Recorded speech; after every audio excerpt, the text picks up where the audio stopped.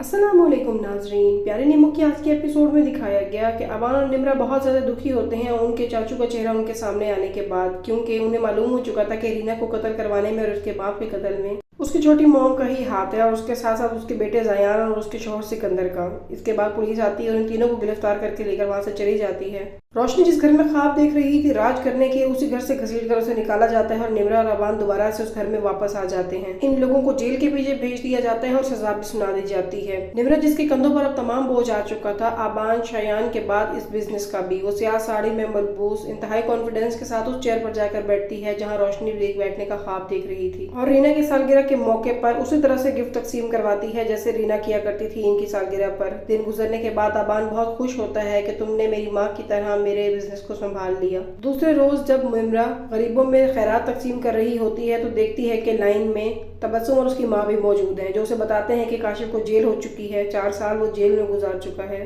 और अभी बाहर आने की कोई उम्मीद नजर नहीं आ रही। इसके सामने बहुत ज्यादा रोती हैं, गिड़गिड़ाती हैं कि हम सड़क पर हैं, हमारे सर पर तो छत भी नहीं है, जिस पर निमरा उन्हें शेल्टर होम में रहने की इजाजत दे देती है। अब वो कह रही थी कि तुमने मेरे बेटे को और हमें बद्दुआ दी है, जिस पर निमरा कहती है कि मैं उसे इस काबिल ही नहीं समझती कि मैं उसे बद्दुआ दूं। ये लोग अब भी अपनी हरकतों से बाज नहीं आए थे, बल्कि निमरा को शीशे में उतारने के लिए आई थी माँ बेटियां। उसके सामने हाथ जोड़ जोड़कर टसवे बहाकर ड्रामेबाजियां करती हैं और जब वो चली जाती है तो अपनी बेटी से कहती है कि तुम देखना, बस एक दफा मुझे इसका एतमाद जीतने दो, फिर देखना मैं इसका क्या हाशिर करती हूँ। अब ये लोग शेल्टर होम में आके बहुत ज्यादा खुश होती हैं कि हम तो सड़क से डायरेक्ट यहाँ पर आ गए हैं और आगे की प्लानिंग करने लगती हैं, जिस पर अपनी बेटी को समझाती है कि तुम उसके घर जाओ और उसके ऑफिस में जाओ, वहां जाकर जॉब करो, इस तरह सैलरी भी अच्छी मिलेगी और आगे का प्लान भी हमारा आसान हो जाएगा। जब तबस्सुम वहां मिलने के लिए जाती है तो पहले तो उसे गार्ड अंदर नहीं जाने देता, मगर जब वो उसे देखती है अबान के साथ खुश तो बहुत ज्यादा अफसरदा हो जाती है, क्योंकि उसे लग रहा था कि हमने तो बहुत तकलीफें दी थी इसे और जितना गिराना चाहा ये उतनी बुलंद होती चली गई है। अब निमरा उसे साफ कह देती है कि मैं ऑफिस की अपॉइंटमेंट घर पर नहीं लेती और आइंदा अगर मुझे बताए बगैर आई तो हमने गार्ड से कहा हुआ है कि जो भी यहाँ उसे बगैर जरूरी इंसान नजर आए उसे गोली मार दे, जिस पर तबस्सुम डर जाती है